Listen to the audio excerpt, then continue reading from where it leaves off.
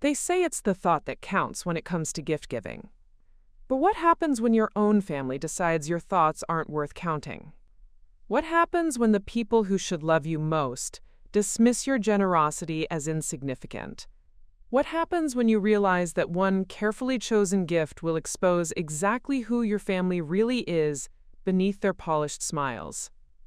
Before we jump back in, tell us where you're tuning in from, and if this story touches you, make sure you're subscribed, because tomorrow, I've saved something extra special for you.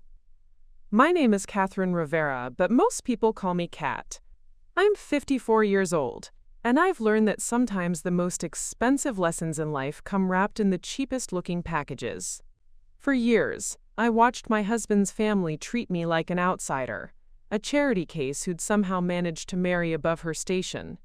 They smiled to my face while whispering behind my back, always finding subtle ways to remind me that I didn't belong in their world of country clubs and designer everything. But on Christmas morning last year, their mask of politeness finally slipped completely. And when they called my gift cheap in front of everyone, they had no idea they were about to discover just how wrong they could be about someone they thought they knew. Before we dive into this story that changed everything, tell us where you're watching from in the comments below. And if you've ever felt underestimated by people who should support you, make sure you hit that subscribe button, because what happened next will remind you why you should never judge a book by its cover, or a gift by its wrapping. This is the story of how my in-laws' arrogance cost them more than they could ever imagine, and how one Christmas morning taught them that the quiet woman they'd been dismissing for 15 years had been playing a completely different game all along. It's about family dynamics, hidden wealth, and the dangerous assumption that someone's silence means they're weak. But most importantly, it's about what happens when people who underestimate you realize they've been making the biggest mistake of their lives. Let me start by telling you about the Rivera family and the world I married into when I said yes to Jonathan Rivera 22 years ago. From the outside, the Riveras looked like something straight out of a lifestyle magazine. They owned Rivera and Associates, a successful architectural firm that had been designing luxury homes and commercial buildings in Millbrook Heights for 3 generations. Their sprawling estate on Rosewood Drive was the kind of place that appeared in local magazine features about elegant living, complete with manicured gardens, a circular driveway, and enough bedrooms to house a small village. Jonathan is my husband, and I need you to understand that he's genuinely a good man who got caught between his love for me and his family's expectations. He's 56, tall and distinguished with graying temples that make him look like the successful architect he is. But Jonathan has always been a peacekeeper, the type of person who avoids confrontation at all costs, even when that confrontation might protect the people he loves most. When I met Jonathan at a community fundraiser in downtown Millbrook Heights, I was working as a medical transcriptionist at Riverside General Hospital. It wasn't glamorous work, but it paid the bills and allowed me to support myself after my first marriage ended in divorce. I lived in a modest apartment in the Riverside district, drove a 10-year-old Honda, and bought my clothes from department stores rather than boutiques. Jonathan fell in love with my authenticity, my work ethic, and what he called my refreshing lack of pretension, but his family saw something entirely different. To them, I was a gold digger who'd somehow managed to trick their precious son into marriage. Never mind that I'd insisted on a prenup to protect Jonathan's assets. Never mind that I continued working after our wedding and contributed to our household expenses. Never mind that I'd never asked for expensive gifts or demanded to be included in their social circle. The Rivera family hierarchy was led by Evelyn Rivera, Jonathan's mother, a woman who'd perfected the art of delivering insults disguised as compliments. She was 78 years old, with silver hair that never had a strand out of place, and a wardrobe that probably cost more than most people's annual salaries. Evelyn had been the reigning queen of Millbrook Heights society for decades, and she viewed my presence in her family as a personal affront to her carefully curated image. Then there was Penelope Rivera Ashford, Jonathan's sister, who'd married into old money and never let anyone forget it. Penelope was 52, perfectly preserved through what I suspected was extensive cosmetic work, and possessed a talent for making every conversation about herself or her twin daughters, Camilla and Cordelia, who were both in their 20s and had inherited their mother's sense of entitlement, along with trust funds that ensured they'd never need to work a day in their lives. The twins were perhaps the worst of all, because their cruelty came wrapped in the casual indifference of youth. Camilla was studying art history at an exclusive private college, while Cordelia was pursuing what she called sustainable fashion design, which seemed to involve a lot of expensive trips to Europe for inspiration. Both girls had perfected the art of looking right through me during family gatherings, as if I were simply part of the furniture that happened to speak occasionally. For 15 years I endured their subtle slights and not-so-subtle suggestions that Jonathan could have done better. They questioned my taste, my background, my intelligence, and my motives with the kind of consistency that would have broken a weaker person. But what they didn't understand was that their behavior was actually teaching me something valuable about who they really were beneath their polished veneer. You see, I'd been raised by a grandmother who taught me that true wealth isn't about what you display, but what you build when no one is watching. Grandma Rosalie had lived through the Depression and understood that the loudest voices often belonged to the most insecure people. She'd taught me to observe, to listen, and to never reveal all my cards at once. And I'd been holding on to some very important cards that the Rivera family had no idea existed. The truth was, while they'd been busy dismissing me as beneath their notice, I'd been quietly building something they couldn't buy with all their inherited money: genuine financial independence through careful investments, side businesses, and what my grandmother had called keeping your own counsel. But more than that, I'd been documenting every slight, every insult, every moment when they'd shown their true colors, waiting for the perfect opportunity to remind them that underestimating people can be a very expensive mistake. That opportunity came last Christmas morning, wrapped in a simple brown box that would change everything they thought they knew about me, about wealth, and about the power of keeping your secrets until exactly the right moment to reveal them. What happened next would teach the Rivera family a lesson they'd never forget about the difference between having money and understanding its true value. But before I tell you about that Christmas morning that changed everything, you need to understand exactly how we got to that moment when their arrogance finally cost them everything they thought they had. Preparing and narrating this story took us a lot of time, so if you are enjoying it, subscribe to our channel. It means a lot to us. Now back to the story. When people ask me what life was like before everything changed that Christmas morning, I tell them it was like living in a beautifully decorated museum, where I was tolerated as a visitor but never welcomed as family. The Rivera estate on Rosewood Drive looked like something from a holiday movie, with its sweeping lawns, imported Italian fountains, and enough square footage to house 3 normal families comfortably.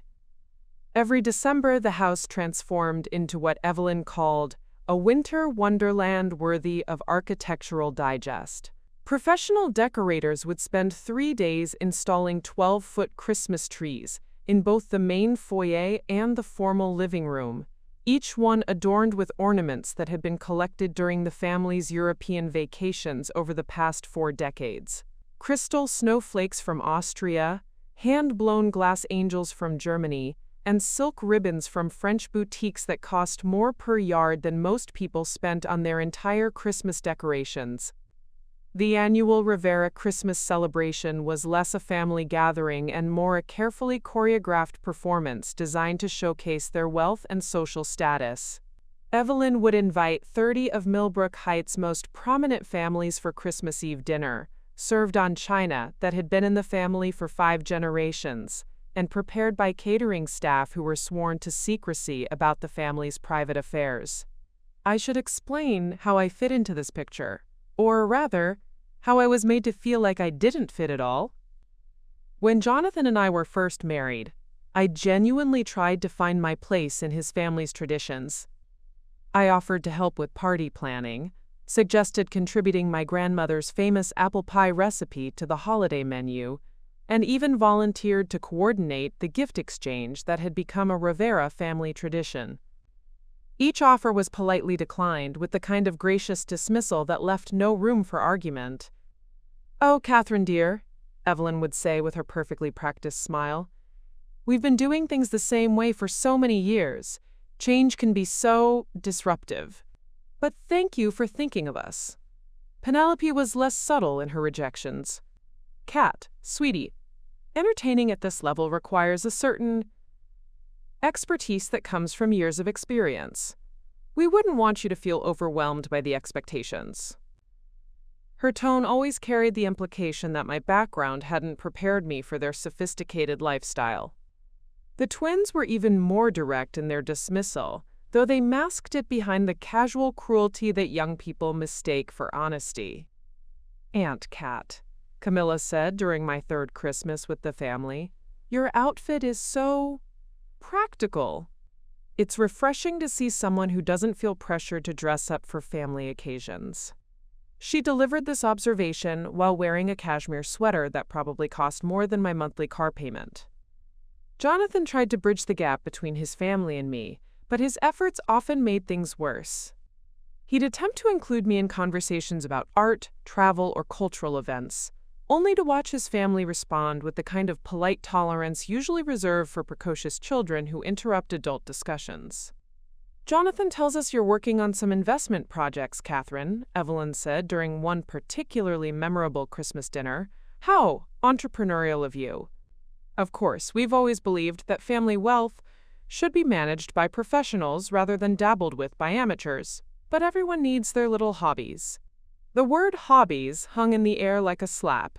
My carefully researched stock portfolios, real estate investments, and side business ventures were being dismissed as the frivolous activities of someone who didn't understand real money. But what stung most was watching Jonathan's reaction to these moments. He'd shift uncomfortably in his seat, clear his throat, and usually change the subject rather than defend me. I understood that he was caught between loyalty to his family and love for his wife, but his silence felt like tacit agreement with their assessment of my worth. The gift exchange was where the family's true colors showed most clearly. Each Christmas morning, the Riveras would gather in the formal living room, where presents were arranged under the tree with military precision. Evelyn had established elaborate rules about gift-giving that seemed designed to highlight the differences between family members' financial capabilities. Gifts were to be meaningful and substantial, reflecting thoughtful consideration of the recipient's tastes and needs. Price wasn't supposed to matter, according to Evelyn, but somehow the presents that received the most enthusiastic responses were always the most expensive ones. Penelope would give her daughters designer handbags from Paris or jewelry from exclusive boutiques. The twins would exchange art pieces or vintage wines that cost hundreds of dollars per bottle. Evelyn's gifts were legendary.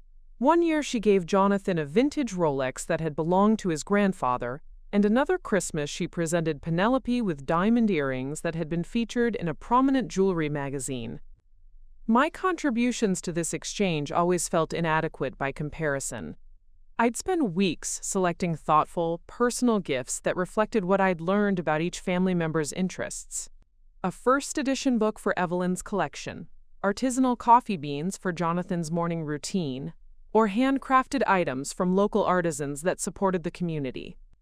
Each gift was received with the same polite enthusiasm one might show for a child's handmade ornament, appreciated for the thought behind it, but clearly not valued in the same way as the more expensive offerings from other family members. "How thoughtful, Catherine," became Evelyn's standard response to my gifts, delivered with a smile that never quite reached her eyes. "You always find such interesting things." The word interesting was Evelyn's diplomatic way of saying cheap, without being overtly rude, but I caught the meaningful glances exchanged between family members. The slight pause before the thank you, the way my gifts were set aside slightly apart from the others. After 15 years of this treatment, I developed a thick skin about their dismissive behavior. I had learned to smile graciously when they questioned my choices, to nod politely when they suggested I might be more comfortable staying home from certain social events, and to accept their casual assumption that I couldn't possibly understand their world of inherited wealth and social privilege. But what they didn't realize was that their consistent underestimation of me had become a strategic advantage. While they were busy dismissing me as Jonathan's little charity project, I was quietly observing everything about their family dynamics, their financial habits, and their social pretensions. I noticed how Penelope constantly worried about maintaining her lifestyle despite her husband's gambling problems. I observed Evelyn's growing anxiety about the family business, which hadn't been performing as well as she pretended in social circles. I watched the twins struggle with the pressure of living up to their trust fund images, while having no real skills or ambitions of their own. Most importantly, I realized that their wealth, while substantial, was largely tied up in assets and appearances, rather than liquid investments that could weather financial storms. They lived expensively because they'd always lived expensively, not because they understood how to build sustainable wealth. Meanwhile, I was building something they couldn't see and wouldn't have valued if they could. Real financial independence based on careful planning, smart investments, and the kind of long-term thinking that my grandmother had taught me during those Depression-era lessons about the difference between having money and understanding its value. But the Rivera family was about to learn that lesson themselves in the most shocking way possible. By Christmas of last year, I'd decided that 15 years of polite tolerance was enough. I was tired of being treated like an outsider in my own husband's family, weary of having my efforts dismissed as inadequate, and ready to show them exactly what they'd been missing while they were busy looking down on me. The plan I'd been developing would require perfect timing, absolute secrecy, and one very special Christmas gift that would change everything they thought they knew about money, class, and the quiet woman they'd been underestimating for over a decade. Christmas morning was coming, and with it, the moment when the Rivera family would finally understand that their biggest mistake wasn't just misjudging me, it was assuming that politeness meant weakness, and silence meant surrender. Looking back now, I can see that the first real warning signs about the Rivera family's true character emerged during our third Christmas together. That was when I began to understand that their treatment of me wasn't just about social snobbery. It was about something much deeper and more calculating. The incident that opened my eyes happened during what Evelyn called her annual charity review meeting. Every December, the Rivera family would gather to decide which local organizations would receive their tax-deductible donations for the year. It was presented as a noble tradition of giving back to the community, but I quickly realized it was actually a strategic exercise in social positioning. I had been invited to participate for the first time, which I initially took as a sign that I was finally being accepted as a real family member. Jonathan had encouraged me to prepare suggestions, since I actually volunteered at several local organizations and understood their real needs better than anyone else at that table. I spent hours researching and preparing a presentation about 3 worthy causes: the Riverside Community Food Bank, which was struggling to meet increasing demand, the local women's shelter, which needed funding for security upgrades, and a literacy program for elderly residents who'd never learned to read. When my turn came to speak, I presented my findings with genuine passion, explaining how relatively small donations could make enormous differences in these organizations' ability to serve the community. I had specific numbers, real stories from the people I'd worked with, and practical suggestions about how the Rivera family's contributions could create lasting impact. The silence that followed my presentation was deafening.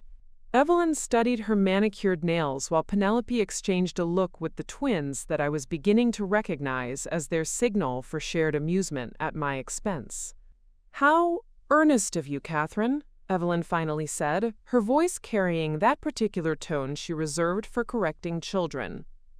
"Of course, our family has always focused on supporting institutions that reflect our values and social position.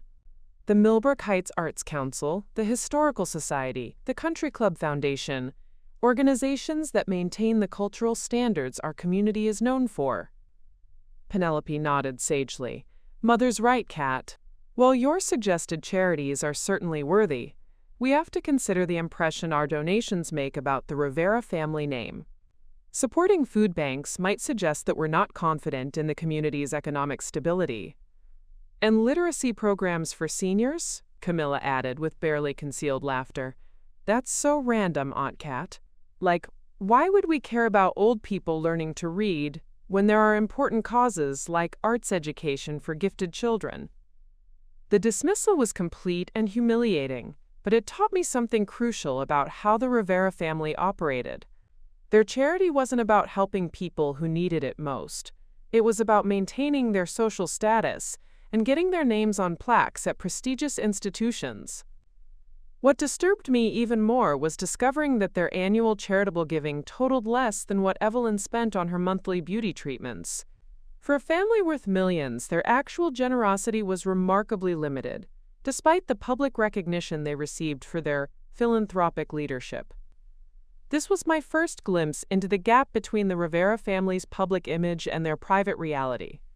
They talked constantly about their values, their principles, and their commitment to community, but their actions revealed a much more self-serving approach to life. The pattern became clearer during subsequent family gatherings. I noticed how conversations would shift when service staff entered the room, not to protect privacy, but to avoid being overheard complaining about help that couldn't be trusted or replaced without significant inconvenience. Evelyn would speak dismissively about her housekeeping staff within minutes of praising their dedication to their faces. "You simply cannot find good help anymore," she'd sigh after the catering team left one of her parties. "They lack the discretion and attention to detail that proper service requires. But what can you expect from people with their background?" Penelope was even worse, treating service workers like invisible furniture that occasionally needed instructions. I watched her snap her fingers at waiters during restaurant meals and demand immediate attention from retail workers who were helping other customers. When called out on this behavior, she'd claim she was simply maintaining appropriate boundaries and ensuring efficient service. The twins had inherited this casual cruelty but wrapped it in the language of their generation. They'd make condescending comments about service workers' education levels, mock their accents or appearance, and tip poorly while justifying it as encouraging better performance. But the most revealing moments came when the family discussed other wealthy families in their social circle. The Rivera dinner table became a weekly gossip session where reputations were dissected, financial difficulties were gleefully analyzed, and social missteps were cataloged for future reference. I learned that the Ashworths were struggling with gambling debts, that the Blackwell family was selling assets to maintain their lifestyle, and that young Pierce Whitmore had been cut off from his trust fund after a series of public scandals. This information wasn't shared with concern or sympathy. It was collected like ammunition for future social warfare. "Of course, we've always maintained our discretion about these matters," Evelyn would say after delivering particularly damaging gossip about family friends. "But one does need to be careful about associations, especially during difficult times." The hypocrisy was staggering. The same family that demanded absolute loyalty and discretion from their own service staff felt perfectly comfortable betraying the private struggles of their supposed friends. I began to wonder what they said about Jonathan and me when we weren't present. My suspicions were confirmed during a conversation I accidentally overheard between Penelope and her daughters during a family barbecue. I'd returned to the house to get more ice and heard their voices drifting from the kitchen window. "She tries so hard to fit in," Penelope was saying, obviously referring to me. "All those little volunteer projects and her bargain shopping stories. It's almost sweet how she thinks that makes her interesting."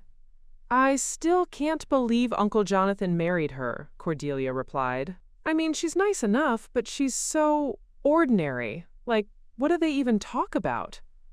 "Money, probably," Camilla added with cruel laughter. "She's always asking questions about investments and business stuff. Mom thinks she's trying to figure out how much we're worth." "Well, she picked the right family for that," Penelope said. "Jonathan's always been too generous for his own good." Mother worries about what will happen to family assets if something happens to him first. The implication was clear. They viewed me as a potential threat to their inheritance, someone who might claim resources they considered rightfully theirs. This wasn't just social snobbery, it was financial paranoia disguised as family concern. That conversation explained so much about their behavior toward me. Every question I'd asked about the family business had been interpreted as gold digging. Every suggestion about investments or financial planning had been seen as manipulation. They'd built an entire narrative about my motives that justified treating me as an outsider who couldn't be trusted with family information. But they'd made a crucial miscalculation in their assessment of my character and capabilities. While they were busy protecting their assets from what they perceived as my threat, they'd completely missed the actual scope of my financial knowledge and independence. I'd never needed their money because I'd been building my own wealth through careful planning and smart investments. My questions about their business hadn't been motivated by greed. They'd been driven by genuine curiosity about different approaches to wealth management and my desire to understand Jonathan's professional world. Their paranoia had blinded them to the reality that I was asking questions not because I wanted access to their money, but because I was evaluating their financial strategies against my own more successful approaches. The volunteer work they dismissed as naive do-gooding had actually been providing me with valuable networking opportunities and insights into local economic conditions that informed my investment decisions. The bargain shopping they mocked was actually careful resource allocation that allowed me to invest larger amounts in higher return opportunities. Most importantly, the community connections they viewed as beneath their notice had been building relationships with people who understood real value. Contractors who gave me early access to promising development projects, small business owners whose enterprises I could support and profit from, and financial advisors who worked with clients focused on building wealth rather than displaying it. By our fifth Christmas together, I'd realized that the Rivera family's greatest weakness was their assumption that everyone around them was either inferior or potentially threatening. They'd created such an insular world of privilege and paranoia that they couldn't recognize genuine competence when it was sitting at their own dinner table. This revelation changed my entire approach to family interactions. Instead of trying to prove my worth through their metrics of success, I began observing them with the analytical detachment I applied to investment opportunities. I studied their financial habits, their social strategies, and their personal vulnerabilities with the same careful attention I gave to market research. What I discovered would eventually become the foundation for the most satisfying Christmas morning of my life. But first, I needed to understand exactly what I was dealing with, and more importantly, how to use their own prejudices and assumptions against them when the time was right. Once I understood that the Rivera family viewed me as a potential threat rather than a family member, their behavior toward me took on a much more calculated quality. What I'd initially dismissed as garden-variety snobbery revealed itself to be a systematic campaign designed to undermine my confidence, isolate me from Jonathan, and ultimately drive me away from what they considered their rightful inheritance. The shift became most apparent during our 7th year of marriage, when Jonathan received a significant promotion at the architectural firm and we began discussing the possibility of starting our own family. Suddenly, the stakes of my presence in their lives had changed dramatically. A child would mean permanent ties between Jonathan and me, and more importantly, it would create another potential heir to the Rivera family fortune. Evelyn's response to our pregnancy announcement was masterfully manipulative. In front of Jonathan, she expressed perfect maternal joy, talking about cribs and baby clothes and how wonderful it would be to have a grandchild. But when she spoke to me privately, her message was entirely different. "Catherine, dear, I hope you've thought this through carefully," she said during a family gathering, cornering me in the kitchen while the others were in the living room. "Pregnancy can be so demanding, especially for women who aren't used to having proper support systems. I do worry about how you'll manage with your limited experience in these matters." The phrase limited experience was vintage Evelyn.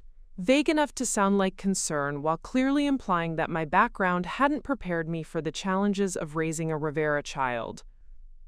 She followed this with a series of seemingly helpful suggestions that were actually veiled criticisms of my readiness for motherhood. Of course, you'll want to interview the best pediatricians in Millbrook Heights, though I suppose the waiting lists might be challenging for someone without established connections. And private schools have such competitive admission processes.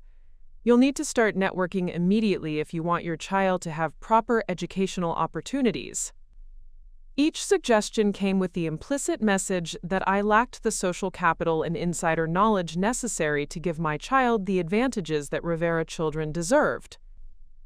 Evelyn was planting seeds of self-doubt while positioning herself as the experienced guide I'd need to navigate motherhood successfully. When I miscarried at 12 weeks, the family's reaction revealed the true depth of their manipulation. Jonathan was devastated, and I was dealing with both grief and physical recovery. But instead of offering genuine support, the Rivera family used our loss as an opportunity to further their narrative about my inadequacy. "These things happen for a reason," Evelyn told me with practiced sympathy. "Perhaps it's nature's way of saying you weren't quite ready yet. There's no shame in admitting that pregnancy might be too stressful for someone adjusting to our family's demands." Penelope was even more direct in her assessment. "Maybe this is a sign that you and Jonathan should focus on stabilizing your relationship before adding children to the mix. Marriage requires such careful cultivation, especially when there are cultural differences to navigate." The term cultural differences was their polite way of referring to what they saw as the gap between my modest background and their wealthy lifestyle. They were suggesting that my miscarriage was somehow connected to my inability to handle the stress of being a Rivera wife. But the most devastating manipulation came from the twins, who were now in their early 20s and had perfected their grandmother's techniques for delivering cruelty disguised as concern. "Aunt Cat, you shouldn't blame yourself," Camilla said during a family dinner where everyone was pretending not to notice my obvious grief. "Lots of older women have trouble carrying pregnancies to term. Maybe you should consider adoption if you really want children. There are so many babies who need homes, and it might be less stressful for your body."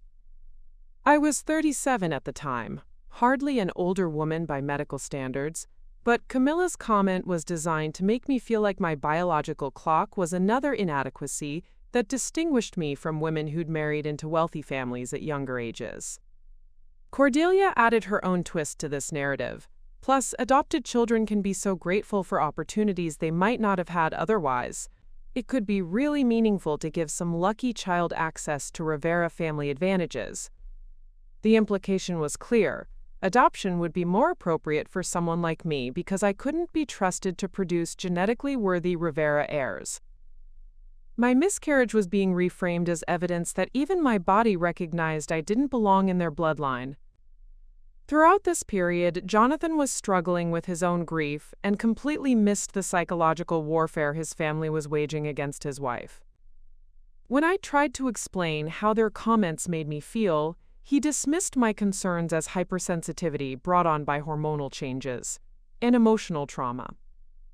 "Mom's just trying to be helpful," he'd say when I mentioned Evelyn's backhanded advice. "She's been through this kind of loss herself, and she knows how hard it can be. I think you're reading too much into her concern." This became their most effective manipulation technique, using Jonathan's love for both his family and me as a weapon against us both. They'd deliver their criticisms when he wasn't present, then position themselves as concerned relatives offering support when he was around. If I complained about their behavior, I appeared to be creating family drama during an already difficult time. The campaign escalated when they began questioning my spending habits and financial contributions to our household. Despite the fact that I'd been supporting myself financially since before our marriage and continued to contribute significantly to our joint expenses, they started suggesting that I was becoming financially dependent on Jonathan in ways that weren't healthy for our relationship. "I noticed Catherine's been doing a lot of online shopping lately," Penelope mentioned to Jonathan during a family barbecue, making sure I could overhear from the next room. I hope she's not feeling pressured to keep up with family expectations.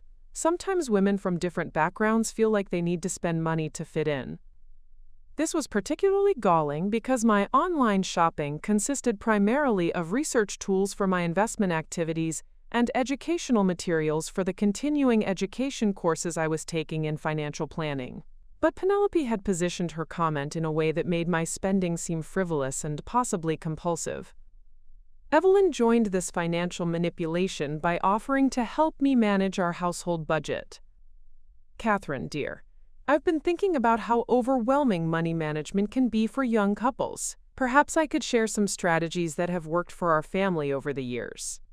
Her offer came with detailed questions about our monthly expenses, investment accounts, and long-term financial planning that went far beyond helpful advice.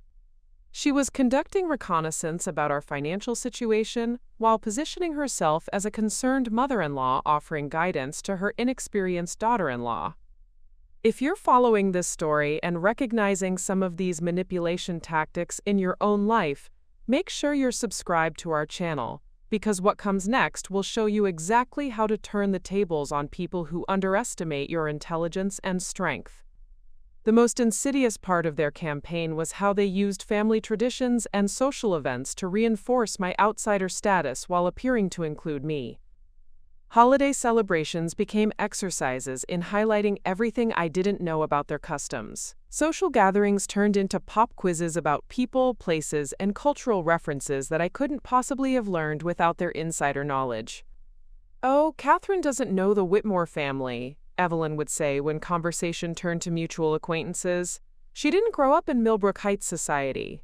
The statement was factually true, but delivered in a tone that suggested this gap in my social knowledge was a significant character flaw. They'd plan elaborate family activities without consulting me, then express surprised disappointment when I couldn't participate. "We're taking the yacht out to Emerald Bay for the weekend," Penelope would announce at the last minute. "I hope you're not prone to seasickness, Kat. Some people just aren't comfortable with nautical activities." I'd never been asked about my comfort level with boats because the goal wasn't to include me in family activities. It was to identify areas where I might feel uncomfortable or out of place. Each discovery became ammunition for future conversations about my suitability as a Rivera family member. But their biggest miscalculation was assuming that their psychological pressure would break my spirit or drive me away from Jonathan. What they didn't understand was that I'd grown up with a grandmother who'd survived the Depression by being smarter, tougher, and more resourceful than people who'd started with more advantages. Every manipulation attempt taught me something valuable about their tactics, their insecurities, and their vulnerabilities. While they were busy trying to undermine my confidence, I was studying their methods and building detailed psychological profiles that would eventually become the foundation for my own strategic response. Most importantly, I was documenting everything. Every backhanded comment, every exclusionary decision, every attempt to position me as inadequate or inappropriate for their family, was being carefully recorded in journals that would eventually tell a very different story about who was manipulating whom. The Rivera family thought they were slowly dismantling my marriage and my sense of self-worth. What they were actually doing was providing me with a masterclass in psychological manipulation that I would eventually use to expose their true character in the most public and devastating way possible. But first, I needed to let them dig themselves deeper into their campaign of cruelty while I quietly built the resources and relationships that would make their Christmas morning reckoning absolutely unforgettable. By our 10th year of marriage, the Rivera family's campaign against me had evolved from psychological manipulation into something far more dangerous, a coordinated effort to undermine my relationship with Jonathan in ways that could permanently damage our marriage and my financial security. The escalation began when Jonathan was offered a partnership opportunity that would require a significant personal investment from our joint savings. Rivera and Associates was expanding into luxury resort development, and the partners were being asked to contribute capital to secure the most promising projects. It was exactly the kind of opportunity that could either make us genuinely wealthy or cost us everything we'd built together. I supported Jonathan's ambition wholeheartedly, but I wanted to review the financial projections and partnership agreements before we committed our life savings to the venture. This was standard due diligence for any major investment, and given my background in financial analysis, it made perfect sense for me to examine the numbers carefully. But when I requested copies of the relevant documents, I discovered that Evelyn had already been positioning herself as Jonathan's primary financial advisor for this decision. She'd arranged meetings with lawyers, accountants, and investment consultants without including me, despite the fact that our joint assets would be funding Jonathan's participation. "Catherine, dear," Evelyn explained when I questioned this arrangement, "these partnership discussions involve such complex family business considerations. We thought it would be simpler to handle the preliminary analysis before bringing you into the conversation." The word preliminary was particularly insulting, since they were making decisions that would affect my financial future without my input. But when I pressed Jonathan about this exclusion, he seemed genuinely confused about why I was upset. "Mom's just trying to streamline the process," he said, clearly repeating arguments he'd heard from his family. "She's been involved in these kinds of deals for decades, and she knows all the players personally. We can review everything together once the basic framework is established." What I discovered through my own research was that the resort development project carried significantly more risk than the Rivera family was acknowledging. The market analysis was overly optimistic, the environmental impact studies were incomplete, and several of the key investors had histories of failed luxury developments in similar markets. More concerning was the financial structure of the partnership itself. The Rivera family members would be contributing assets that were already owned by the family trust, while Jonathan would be investing liquid capital from our personal accounts. If the venture failed, his family would lose appreciated property that could be written off against other holdings, while we would lose actual cash that we'd spent years accumulating. When I presented this analysis to Jonathan, along with alternative investment strategies that could provide better returns with lower risk, his response revealed how effectively his family had been undermining my credibility as a financial advisor. "Kat, I appreciate your concern, but this isn't the same as managing our household budget," he said with the kind of patronizing patience usually reserved for children. "This is a major business decision that requires experience with complex commercial transactions. Mom and Penelope have been handling these kinds of investments their entire lives." The implication that I wasn't qualified to analyze major financial decisions was devastating, not because I doubted my own abilities, but because it showed how completely Jonathan had been convinced to dismiss my expertise. I held professional certifications in financial planning that neither Evelyn nor Penelope possessed, but somehow my credentials were less valuable than their inherited familiarity with family business practices. But the real threat became apparent when I learned that the partnership agreement included provisions that would essentially trap Jonathan in an exclusive business relationship with his family. If he wanted to pursue other opportunities or exit the partnership, he would forfeit his initial investment and potentially face legal action for competing with Rivera and Associates. Evelyn had structured the deal to ensure that Jonathan's financial future would be permanently tied to family approval. Any disagreement with their business decisions, any attempt to build independent wealth, or any preference for his wife's financial advice over theirs could result in devastating economic consequences for our marriage. This was when I realized that their campaign against me had moved beyond social manipulation into actual financial warfare. They weren't just trying to make me uncomfortable at family gatherings anymore. They were systematically isolating Jonathan from independent financial advice and creating legal mechanisms to control his economic choices.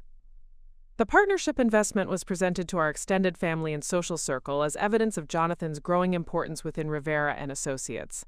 Evelyn made sure everyone knew that her son was being entrusted with major family business decisions, positioning the investment as a vote of confidence in his judgment and capabilities. But privately, she used the partnership as leverage to increase her influence over our marriage. Suddenly, every financial decision we made as a couple became subject to family review and approval.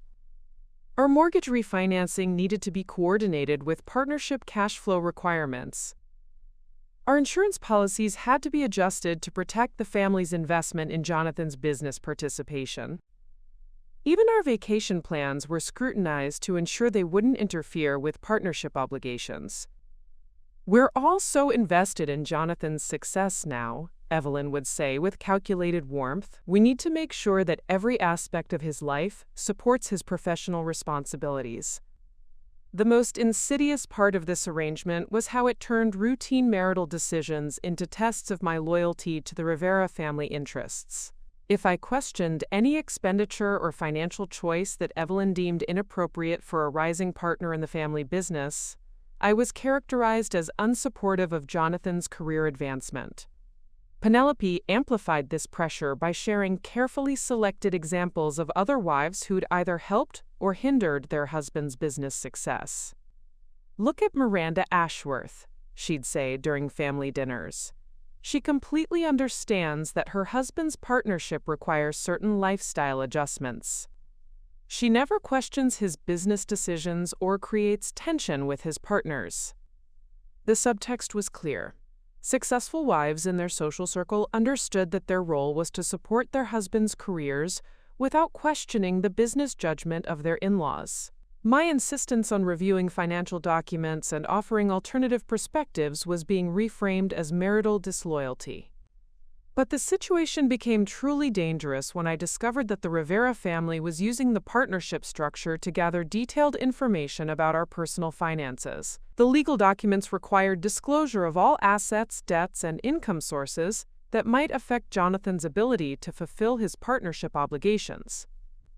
This meant they now had complete access to information about my personal investment accounts, my side business income, and the wealth I'd been quietly accumulating through careful financial planning.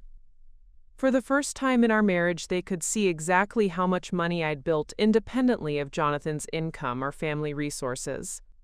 Their reaction to this discovery was swift and revealing. Suddenly, there were concerned conversations about the tax implications of my investment strategies, worried discussions about whether my business activities might create conflicts of interest with Jonathan's partnership responsibilities, and careful questions about the sources of income that had allowed me to accumulate substantial assets. "Catherine's been quite busy with her little investment projects," Evelyn mentioned to Jonathan during a family dinner, making sure I could overhear from the kitchen. "I hope she's getting proper professional advice about the tax consequences. Amateur investors can create such complicated situations without realizing it." Penelope joined this campaign by suggesting that my financial activities might be creating legal liabilities that could affect Jonathan's standing within the partnership. "Some of the partners are very conservative about compliance issues," she warned. "They might have concerns about family members engaging in unregulated investment activities." This was complete nonsense. All of my investments were perfectly legal and properly documented, but they were creating an atmosphere where my financial independence was being portrayed as a potential threat to Jonathan's career prospects. The twins contributed their own version of this narrative by questioning whether my business success was appropriate for someone in my position within their family. "It's kind of weird how much Aunt Kat cares about making money," Camilla observed during a family gathering. "Like, doesn't she trust Uncle Jonathan to provide for their family?" Cordelia added her own interpretation. "Maybe she's just used to being independent because she grew up differently." Some people have trouble adjusting to being taken care of. These comments were designed to make my financial competence appear unseemly or inappropriate for a Rivera family wife. They were suggesting that successful women from my background had psychological issues that made us unable to accept our proper role in wealthy marriages. But their most dangerous tactic was their systematic effort to convince Jonathan that my financial knowledge was actually a liability for his business relationships. They began sharing carefully crafted stories about other families, where wives' amateur investment advice had led to poor business decisions or damaged professional reputations. "Remember the Morrison situation?" Evelyn would say, referring to a family whose business had failed after what she described as questionable financial management. Elizabeth thought she understood commercial real estate, but her advice nearly bankrupted the entire operation. Charles is still rebuilding his professional credibility. These cautionary tales were designed to make Jonathan afraid that listening to my financial advice might jeopardize his standing within the family business, and the broader Millbrook Heights professional community. They were systematically undermining his confidence in my judgment, while positioning themselves as the only reliable source of business guidance he could trust.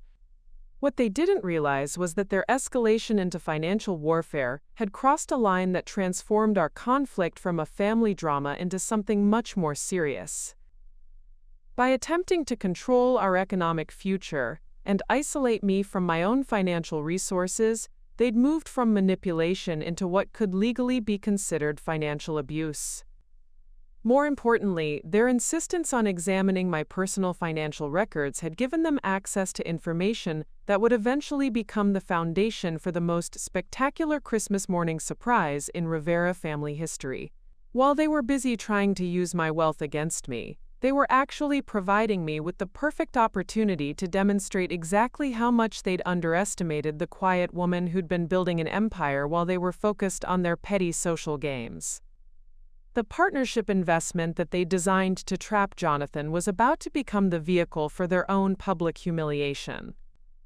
But first, I needed to complete the financial arrangements that would make Christmas morning unforgettable for everyone involved. The moment that changed everything happened on a Tuesday afternoon in late October, exactly 2 months before the Christmas morning that would expose the Rivera family's true nature to everyone who mattered in their social circle. I'd returned home early from a financial planning seminar in downtown Millbrook Heights, expecting the house to be empty since Jonathan was at the office and we weren't expecting any family visits. But as I pulled into our driveway, I noticed Evelyn's silver Mercedes parked beside Jonathan's usual spot, and through our living room window I could see animated conversation happening around our dining room table. Something about the scene felt wrong immediately. Evelyn rarely visited our home during weekday afternoons, and when she did, she always called ahead to ensure I could serve appropriate refreshments and present the house in what she considered proper condition. Spontaneous visits weren't part of her carefully controlled social protocol. I entered through the kitchen door, intending to announce my presence and join whatever discussion was taking place. But the voices carried clearly from the dining room, and what I heard made me freeze in place behind the partially open door. The documentation should be straightforward, Evelyn was saying in the crisp, business-like tone she used for serious family matters. Catherine's financial disclosure for the partnership revealed far more assets than we anticipated. She's been much more successful with her little investment projects than any of us realized. How much more successful? Penelope's voice carried a note of concern that I'd never heard before. Are we talking about enough money to complicate the eventual inheritance situation? Enough to create significant problems if she decides to become difficult about family business decisions, Evelyn replied. The woman has accumulated nearly $2 million in various investment accounts, plus ownership stakes in several local businesses that we weren't even aware existed. The number they quoted was actually conservative. My total net worth was closer to $3 million when you included real estate investments and the expanding value of my business partnerships. But hearing them discuss my financial situation like it was a threat to be managed sent ice through my veins. That's why we need to move forward with the competency evaluation before she realizes what we're planning, Evelyn continued. Dr. Hartwell has agreed to conduct a comprehensive psychological assessment that will document her increasingly erratic behavior and poor financial judgment. Dr. Marcus Hartwell was a geriatric psychiatrist who served wealthy families in the Millbrook Heights area, and his reputation for discretion made him popular with families dealing with inheritance disputes. The fact that they'd already arranged for a psychological evaluation without my knowledge or consent revealed the true scope of their planning. What kind of erratic behavior? Jonathan's voice entered the conversation, and my heart sank as I realized my own husband was participating in this discussion about my mental competency. Kat's been handling our finances perfectly well. Her investment returns have been better than most professional fund managers. That's exactly the problem, son, Evelyn explained with the patient tone she used when educating someone about complex family matters. Catherine's recent financial activities show classic signs of manic behavior and grandiose thinking. The amount of risk she's taking with investments, the multiple business ventures, the secretive nature of her financial planning, these are all indicators of emerging psychological instability. The reframing of my financial success as evidence of mental illness was breathtaking in its audacity. They were taking my greatest strengths, careful research, diversified investments, and strategic planning, and repackaging them as symptoms of psychological disorder. The timing is crucial, Penelope added. If we wait too long, she might realize what we're planning and take steps to hide assets or create legal complications. Once the competency evaluation is complete, we can establish proper guardianship arrangements that protect both her interests and the family's financial stability. I pressed myself against the kitchen wall, hardly breathing as I processed the full implications of what I was hearing. They weren't just planning to have me declared mentally incompetent. They were coordinating a complete takeover of my financial independence, using Jonathan's love and concern as the legal mechanism for seizing control of assets I'd spent 15 years building. Dr. Hartwell explained that the evaluation process requires documenting specific incidents of poor judgment and erratic behavior, Evelyn continued. We'll need detailed records of Catherine's recent decisions, her emotional responses to family discussions, and any instances where she's demonstrated confusion or inappropriate financial thinking. I can provide documentation about her reaction to the partnership investment, Penelope offered. Her resistance to Jonathan's business opportunities shows a pattern of undermining his career advancement that could be interpreted as either financial naivete or deliberate sabotage motivated by psychological issues. They were systematically rewriting every disagreement we'd had, every question I'd raised, every instance where I'd offered alternative perspectives on family business decisions. My due diligence was being reframed as obstruction, my expertise was being portrayed as delusion, and my success was being used as evidence of mental instability. What about her relationship with that financial advisor she's been working with? Camilla's voice joined the conversation, and I realized the twins were also present for this family planning session. Mason Sterling has been encouraging some pretty aggressive investment strategies. Maybe we could suggest that she's being manipulated by unscrupulous professionals who are taking advantage of her vulnerability.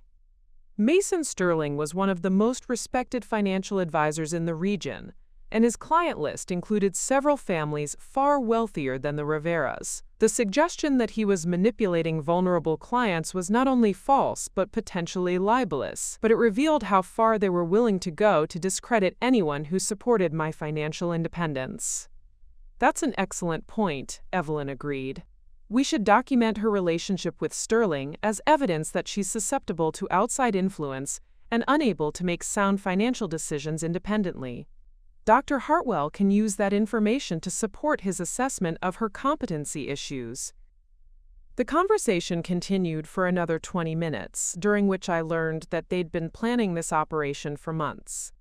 They'd researched the legal requirements for competency evaluations, identified compliant medical professionals, and developed detailed strategies for documenting evidence that would support their case. Most devastatingly, they'd been using Jonathan's genuine love and concern for me as a weapon in their campaign. Every instance where he'd worried about my stress levels, every time he'd suggested I might be working too hard on my investments, every moment of normal marital concern had been cataloged as evidence that even my husband recognized my declining mental state. Jonathan's testimony will be crucial, Evelyn explained. As her spouse, his observations about her daily behavior and emotional stability will carry significant weight with the evaluation committee. Dr. Hartwell assured me that husbands' concerns about their wives' psychological changes are given careful consideration in these assessments. I watched through the crack in the door as Jonathan shifted uncomfortably in his chair. I still don't understand why we're approaching this like Catherine is some kind of threat. Her investments have been successful, and she's never done anything that actually endangered our financial security. Son, you're too close to the situation to see the warning signs clearly, Evelyn replied with maternal authority. Catherine's secretive financial activities, her resistance to family input on major decisions, her increasing isolation from our social circle, These are classic indicators of someone experiencing a psychological break that's manifesting through compulsive financial behavior. The manipulation was masterful. They were using Jonathan's proximity to our relationship as evidence that he couldn't be objective about my mental state, while positioning themselves as concerned family members with the emotional distance necessary to recognize dangerous patterns of behavior. What they didn't realize was that their planning session had given me something far more valuable than they could imagine: complete intelligence about their strategy, their timeline, and their vulnerabilities. While they'd been busy documenting my supposed mental instability, I'd just gathered irrefutable evidence of their conspiracy to commit financial fraud through false medical claims. But more importantly, their conversation had revealed that they'd fundamentally misunderstood both my financial position and my strategic capabilities. They thought they were dealing with a woman who'd gotten lucky with some investments and needed to be controlled before she caused damage to family interests. What they were actually facing was someone who'd built a diversified financial empire worth significantly more than they realized, maintained professional relationships with some of the most powerful people in the regional business community, and possessed detailed documentation of their family's financial vulnerabilities that I'd been quietly researching for years. The competency evaluation they were planning would require expert testimony about my mental state and financial judgment. The legal proceedings would involve detailed examination of my investment strategies and business relationships. The family court review would include comprehensive analysis of our marital finances and decision-making processes. Everything they were planning would create a public record of information that would be far more damaging to their reputation than to mine. Their assumption that I was mentally unstable would crumble under professional scrutiny, while their conspiracy to defraud me of my assets would be exposed to exactly the kind of legal examination they couldn't afford. As I quietly retreated to my car and drove to a coffee shop where I could process what I'd learned, I realized that the Rivera family had just handed me the blueprint for their own destruction. Their Christmas morning was going to be very different from what they were expecting, and the gift I was about to give them would teach them everything they needed to know about the cost of underestimating someone they should have been trying to understand. But first, I needed to accelerate my own preparations and ensure that when their plan finally activated, I would be ready with a response that would leave no doubt about who had been playing the longer, smarter game. Armed with complete intelligence about the Rivera family's conspiracy, I began developing what would become the most sophisticated counter-operation of my life. But unlike their crude attempt to steal my assets through fraudulent medical claims, my strategy would be built on something they couldn't manipulate or discredit: documented truth and unshakable legal foundations. The first phase required establishing an unassailable paper trail that would demonstrate my mental competency beyond any reasonable doubt. Within 48 hours of overhearing their planning session, I'd scheduled comprehensive evaluations with 3 independent psychiatric professionals, none of whom had any connection to Dr. Hartwell or the Millbrook Heights medical establishment that the Rivera family influenced through their social connections. Dr. Sarah Chen was a forensic psychiatrist who specialized in competency evaluations for high-net-worth individuals facing family disputes. Her practice in the state capital served clients from across the region, and her reputation for objectivity made her testimony virtually unshakable in legal proceedings. When I explained that I needed documentation of my mental state for potential inheritance planning disputes, she understood immediately. Family wealth can create complex psychological pressures, Dr. Chen explained during our initial consultation. It's wise to establish baseline mental health documentation before any disputes arise. The evaluation process will be thorough, but it will provide legal protection if anyone questions your decision-making capacity. The comprehensive assessment took 2 full days and included cognitive testing, psychological profiling, financial decision-making scenarios, and detailed analysis of my investment strategies and business relationships. Dr. Chen's final report was a masterpiece of professional documentation that would demolish any attempt to question my mental competency. Mrs. Rivera demonstrates exceptional cognitive function, sophisticated financial reasoning, and excellent emotional regulation, her summary concluded. Her investment strategies show careful research and prudent risk management. Her business relationships reflect sound judgment and professional integrity. There is no evidence of any psychological condition that would impair her decision-making capacity or suggest vulnerability to manipulation.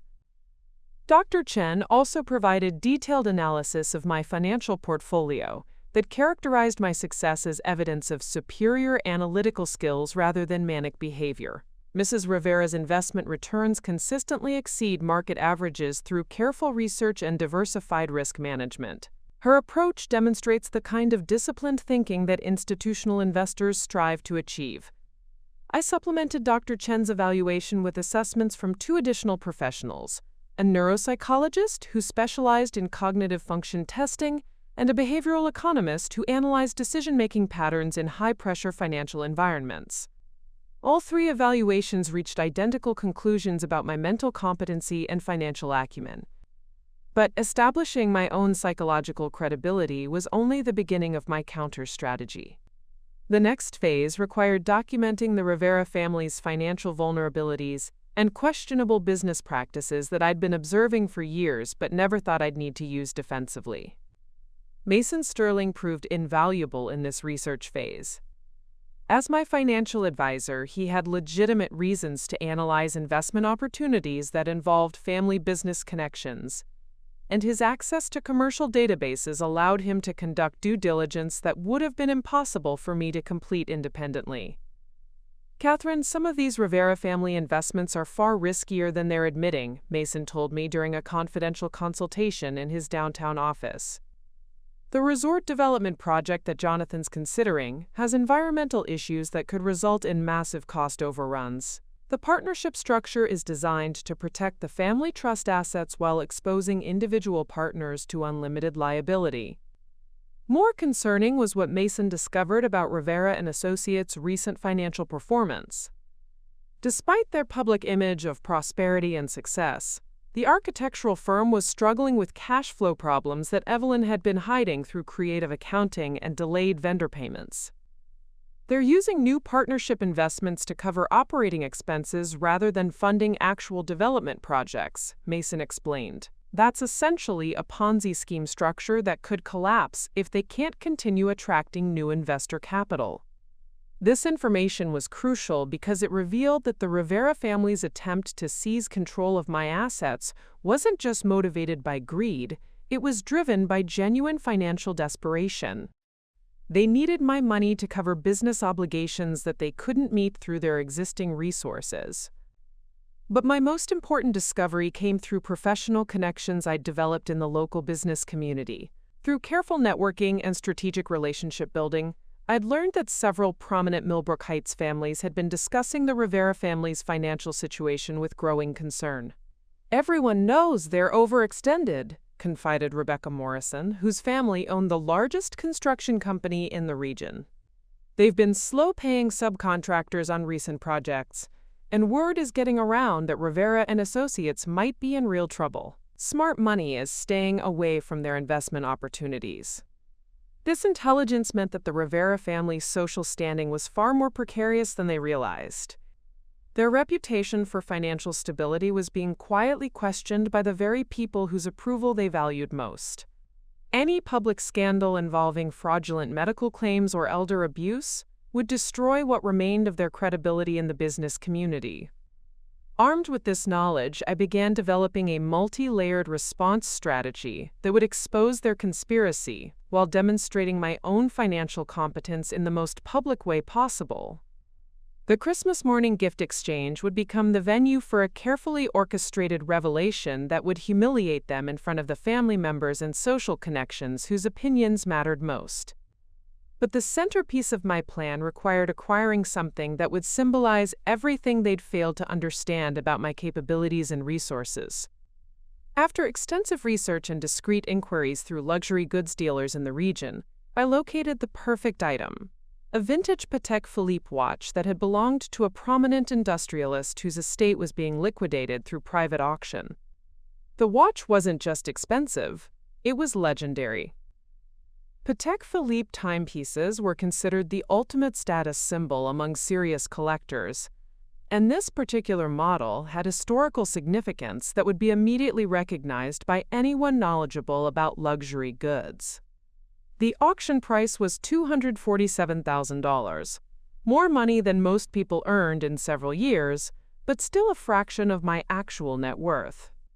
More importantly, the watch represented exactly the kind of sophisticated taste and cultural knowledge that the Rivera family claimed I lacked. They'd spent years suggesting that my modest background hadn't prepared me to appreciate fine things or understand the significance of true luxury.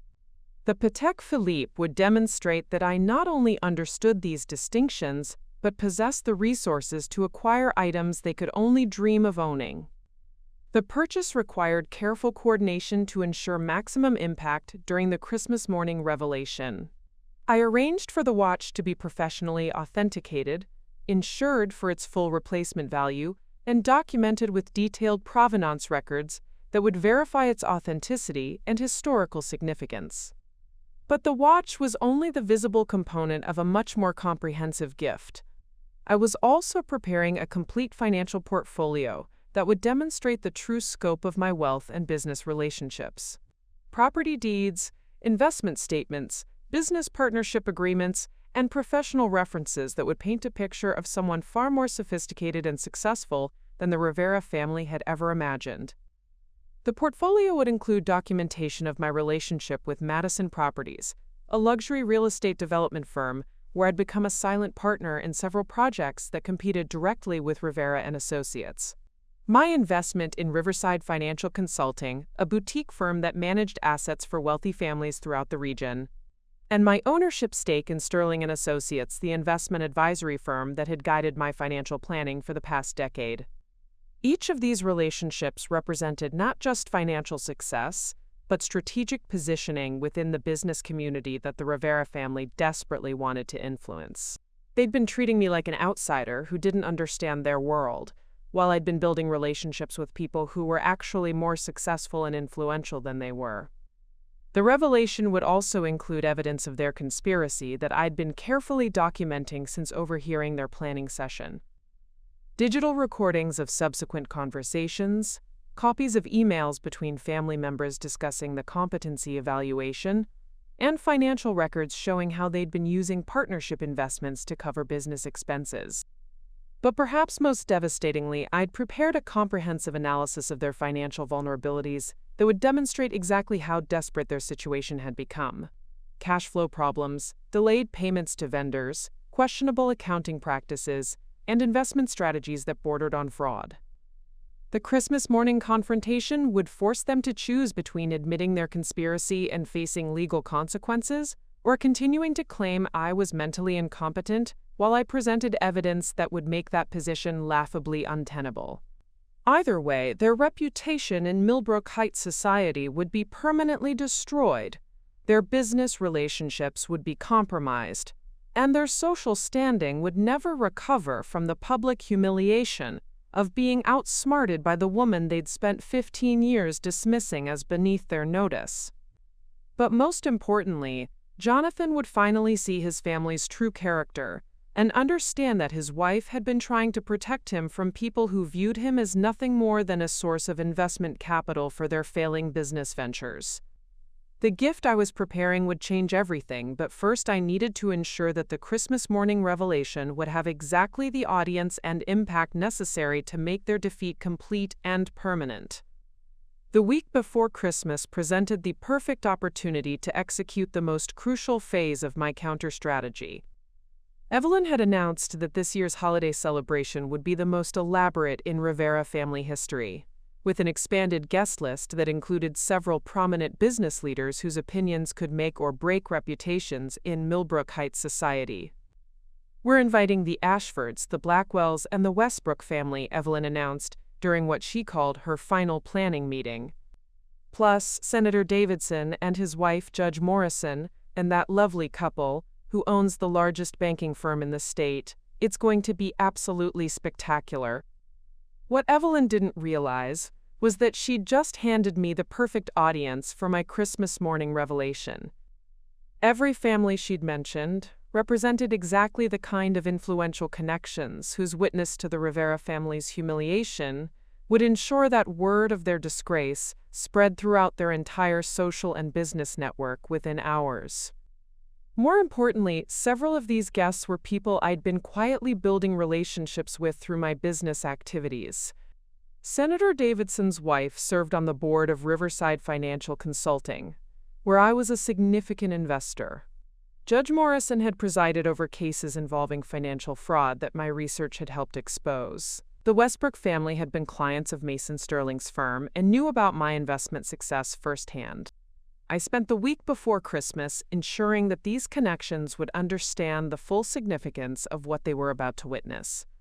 Through carefully arranged social encounters and strategic business meetings, I planted seeds of information that would help them interpret the Christmas morning events correctly. Catherine Rivera has been one of our most successful clients, Margaret Westbrook mentioned during a chance encounter at the country club. Her investment strategies are remarkably sophisticated. I hope the Rivera family appreciates how fortunate they are to have someone with her financial acumen as part of their organization. I smiled graciously while noting that her comment would be remembered when the family's true attitude toward my capabilities was revealed. Similar conversations with other guests throughout the week created a foundation of knowledge that would make their reactions to Christmas morning's revelations even more devastating for the Rivera family's reputation. But my most important preparation involved finalizing the logistics of the gift presentation itself. The vintage Patek Philippe had been delivered to a secure facility where it was being prepared for maximum visual impact.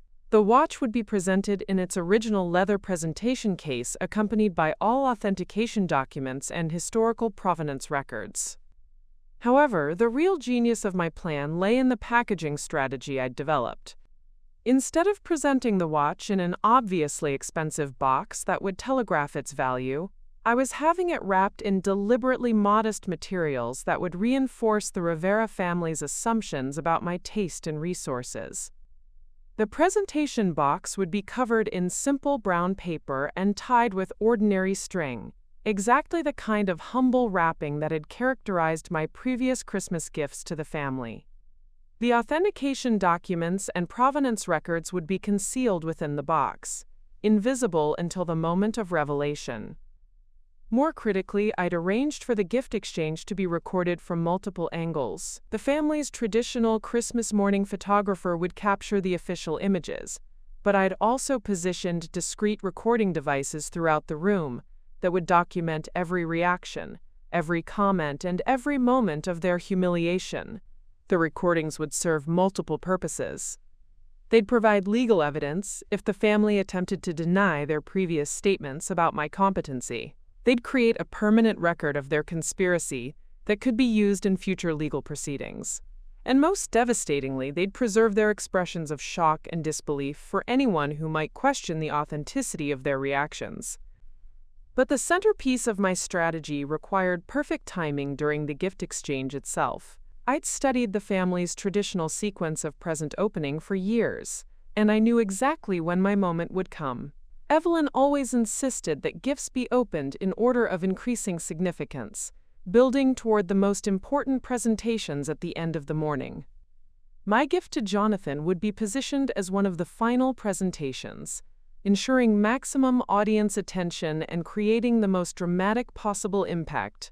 The modest wrapping would lower expectations to the point where the family's disparaging comments would be captured on camera before the revelation of the watch's true value. The week also allowed me to complete my documentation of the family's financial vulnerabilities and questionable business practices. Through Mason Sterling's continued investigation and my own discreet inquiries, I'd assembled a comprehensive portfolio of evidence that painted a devastating picture of the Rivera family's actual financial situation. The resort development project that had been presented as a lucrative investment opportunity was actually facing environmental lawsuits that could result in millions of dollars in cleanup costs. The partnership structure that Evelyn had designed to protect family assets was built on legal foundations that might not withstand serious scrutiny from financial regulators. Most damaging was what I'd discovered about their use of new partnership investments to cover existing business obligations. The practice wasn't technically illegal, but it represented the kind of questionable financial management that could destroy their reputation with the conservative banking and investment community that formed the backbone of their business relationships.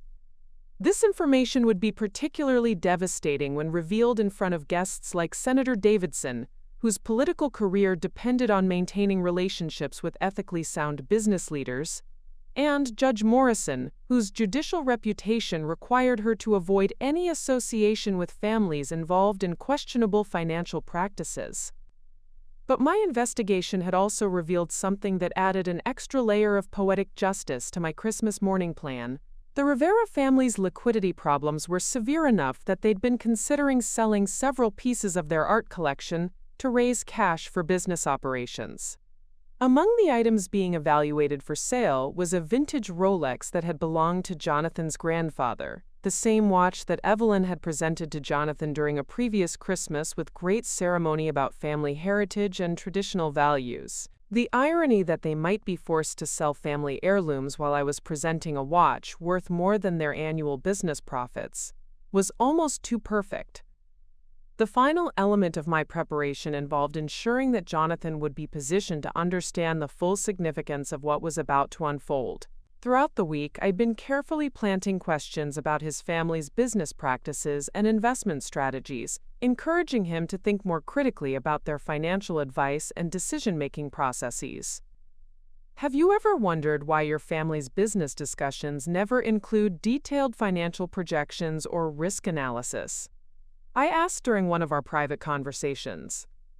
Most successful business families are much more transparent about their investment strategies and performance metrics. These subtle inquiries weren't designed to turn Jonathan against his family immediately, but rather to create a foundation of doubt that would make their Christmas morning humiliation even more shocking and educational for him. When their true character was revealed, he'd be prepared to understand that their treatment of me had been motivated by financial desperation rather than genuine family concern. The psychological preparation was crucial because Jonathan's reaction would determine whether my victory was complete or merely partial. If he continued to defend his family after witnessing their conspiracy and humiliation, our marriage might not survive the revelation. But if he finally understood how they'd been manipulating both of us, the Christmas morning confrontation could actually strengthen our relationship by eliminating the toxic influences that had been undermining our partnership. By Christmas Eve, every element of my strategy was perfectly positioned. The guest list ensured maximum social impact. The recording equipment would document every moment of their downfall. The gift itself would demonstrate capabilities they'd never imagined I possessed. And the evidence of their conspiracy would make any attempt to claim victim status completely untenable. Most importantly, I'd maintained perfect operational security throughout the preparation phase. None of my activities had aroused suspicion. None of my allies had revealed information that might alert the Rivera family to what was coming. And none of my preparations had created vulnerabilities that could be exploited to undermine my plan. The Rivera family was about to experience the most educational Christmas morning of their lives, and they had no idea that 15 years of condescension and cruelty were about to be repaid with interest that would destroy their reputation, expose their conspiracy, and teach them everything they needed to know about the cost of underestimating someone who'd been quietly building an empire while they were focused on their petty social games.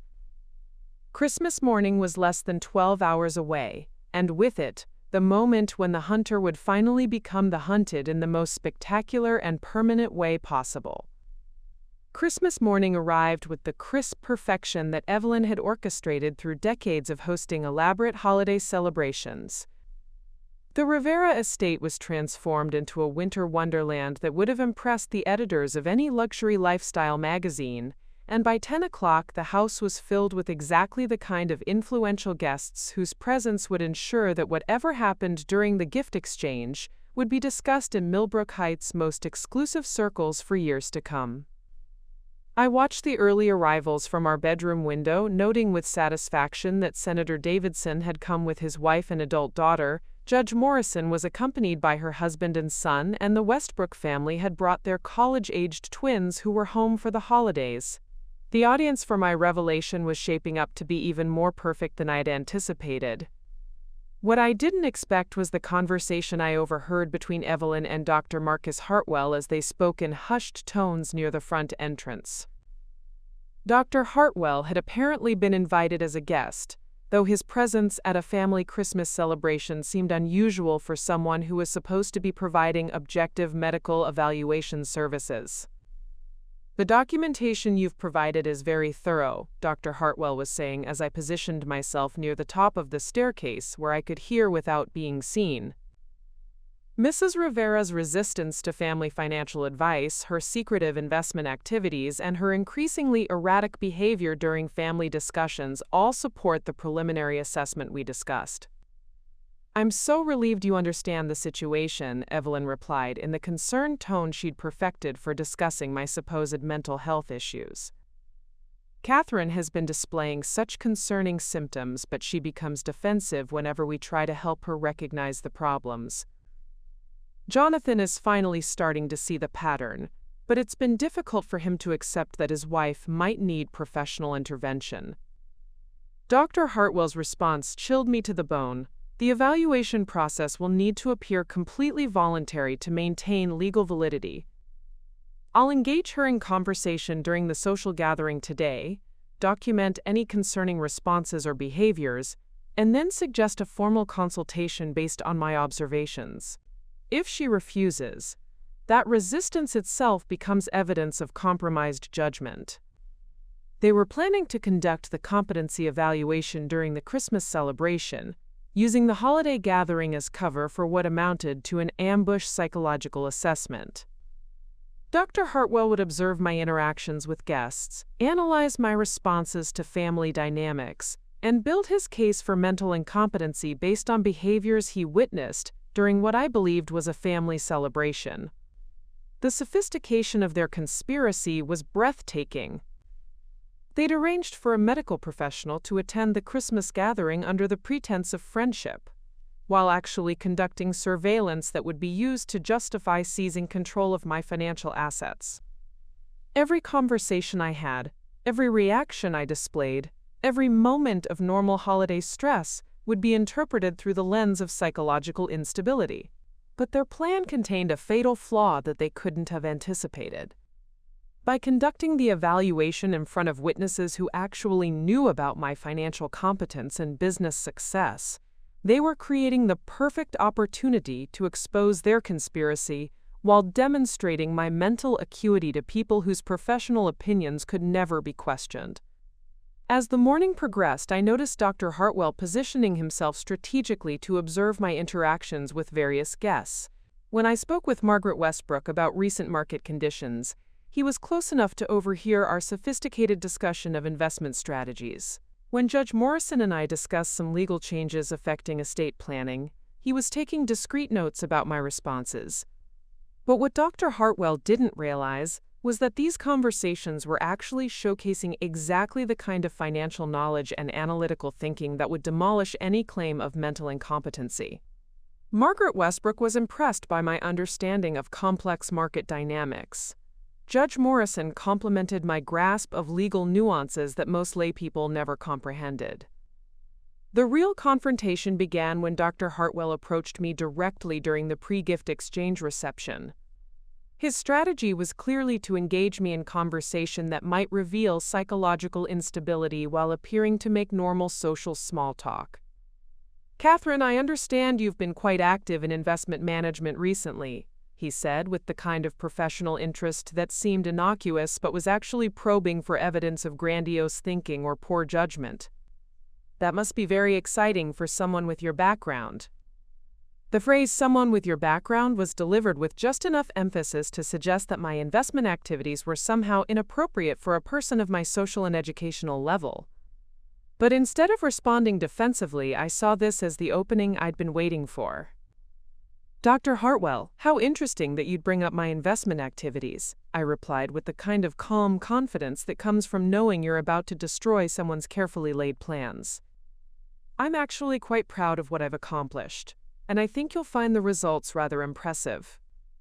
I proceeded to discuss my portfolio performance in detail, explaining the research methodologies I used for security selection, the risk management strategies that had protected my investments during market downturns, and the business relationships I'd developed with some of the most respected financial professionals in the region.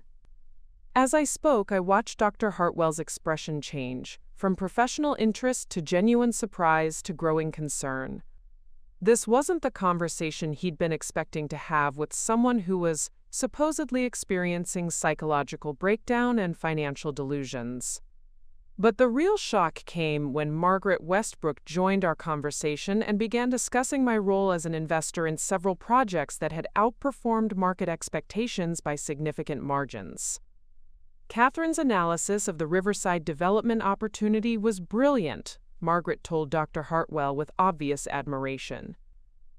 She identified value that most professional investors missed, and her return on that investment has been extraordinary. We've been trying to convince her to join our family investment committee because her insights are so valuable. Dr. Hartwell's careful note-taking had stopped entirely. The woman he was supposed to be evaluating for mental incompetency was being praised by one of the region's most successful business leaders for financial acumen that exceeded professional standards. The situation became even more problematic for Dr. Hartwell when Senator Davidson's wife joined our group and mentioned my involvement with Riverside Financial Consulting.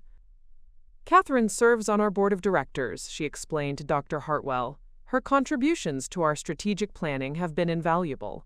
The investment recommendations she's made have consistently outperformed our other portfolio managers.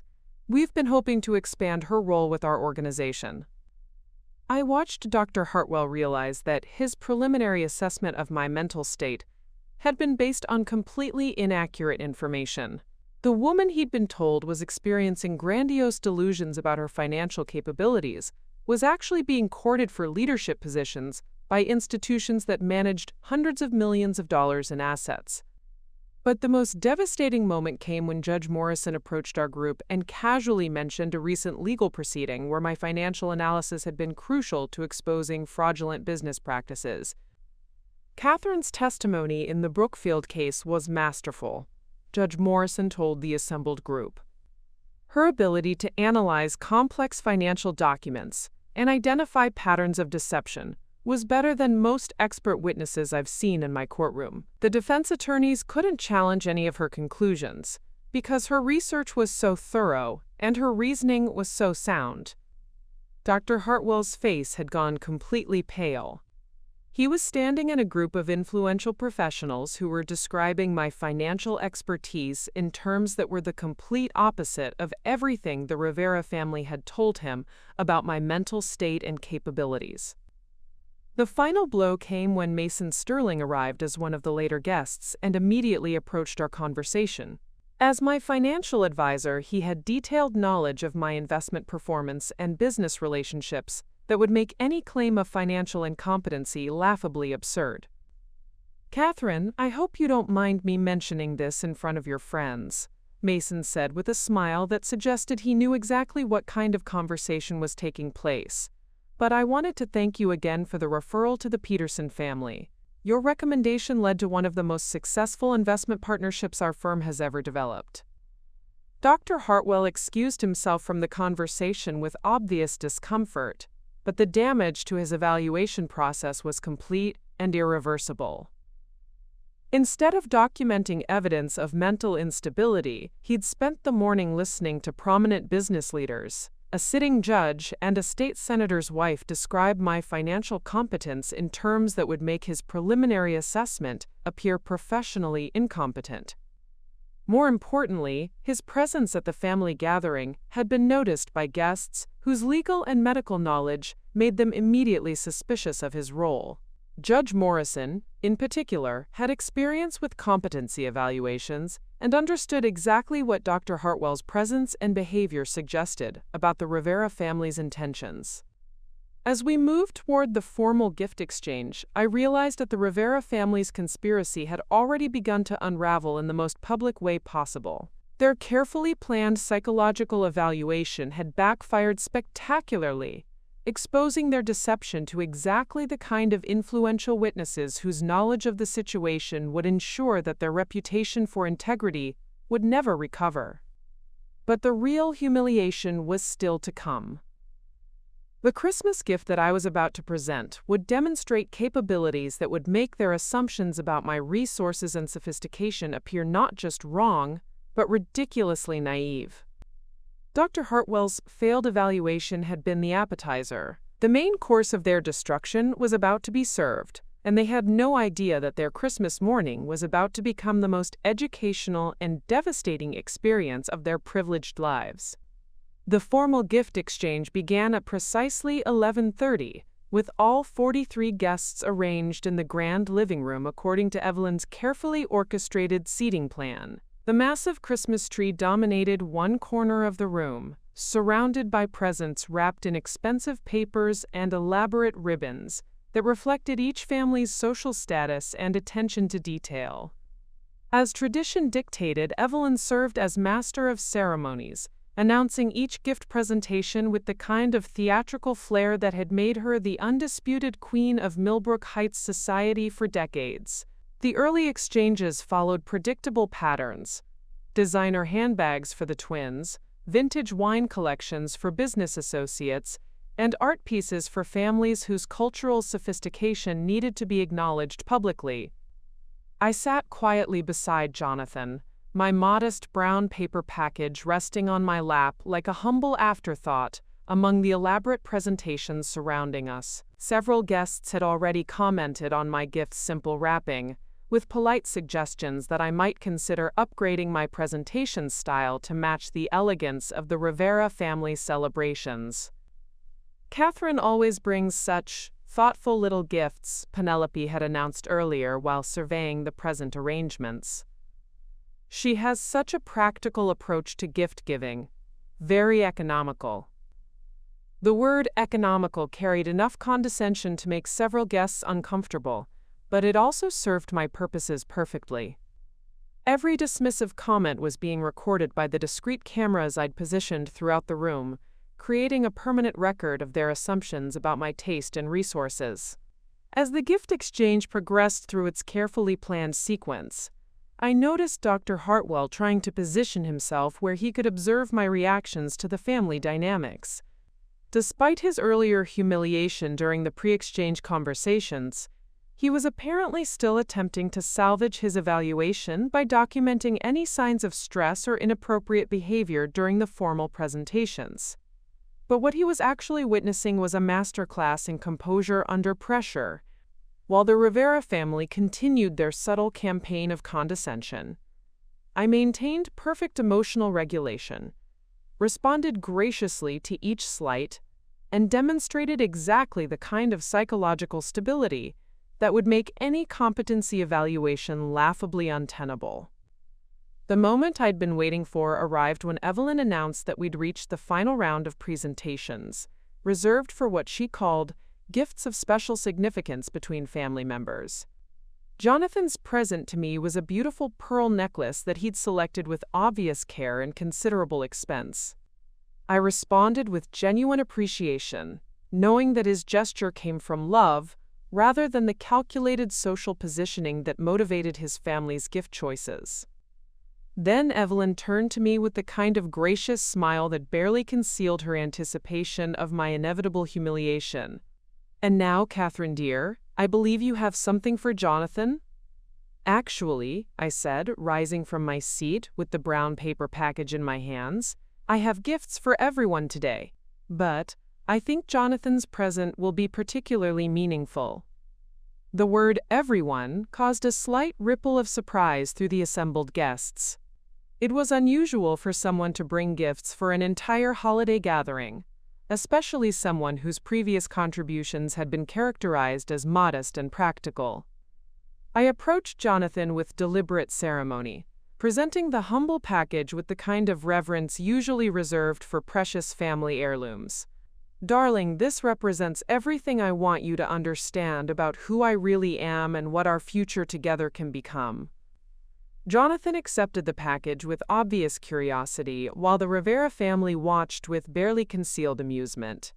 I could see Camilla and Cordelia exchanging glances that suggested they were anticipating another opportunity to mock my lack of sophistication.